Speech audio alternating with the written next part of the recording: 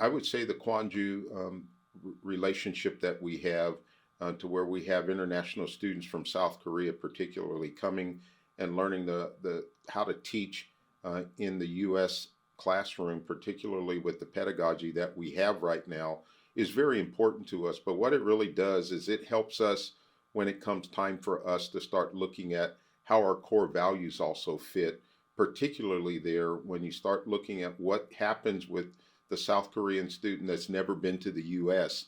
And they finally get to come and they see a different structure of the U.S. than they have been seeing over on social media or whatever it might be on TV. So it adds a level of positive credence to that program, that exchange right there. By the same token, the U.S. students also learn from the Koreans the things that are going on. And we had a great example of that when we did the welcoming ceremony here.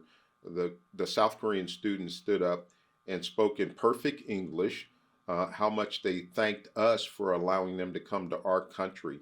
And it was a very humbling experience for me from being in the military and having had a lot of different opportunities to work with somebody in different exchange programs. To have that happen here in higher education, it brought back a lot of positive memories and accentuated the importance of us doing exchange programs like that. The same thing goes with our First Scholars program, where it is that we're now looking at how we can better work with students that are first coming into Angelo State University and give them a positive experience in coming in, but not only coming in, but retention. And that's the key to this, because what we're interested in doing is making sure our students graduate. That's what it's all about. And we want our students to be able to graduate and be competitive wherever it is that they go. This First Scholars program tied to first generation students is very important to us because it helps us increase that number of students that are not only going to come, but also graduate here. And so that's big for us. Along the same lines, though, we have other programs that many people might not understand. Our rodeo program, for instance, we've got a $500,000 investment that has come on, and I call it an investment. I don't call it just a fundraiser or something to that effect, because they're investing in our student athletes that we have coming, particularly that want to compete in rodeo.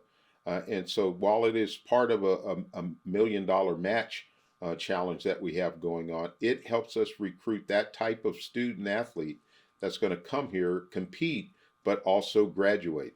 Everything we do here is focused on graduating students, retaining students, and then graduating them. So all of those types of programs are of great interest to me, but are also an interest to the parents or whomever else is providing that financial support for said student to come here to Angelo State.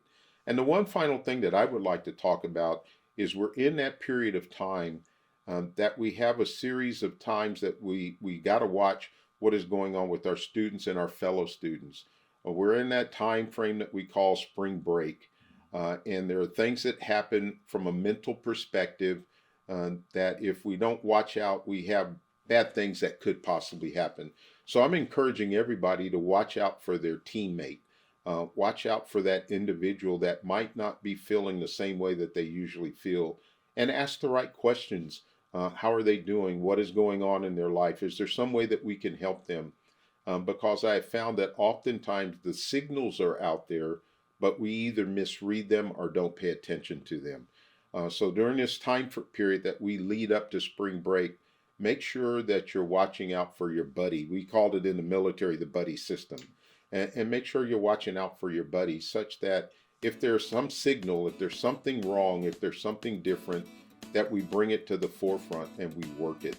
That's how we take care of each other, and that's called being a part of the RAM fam as well.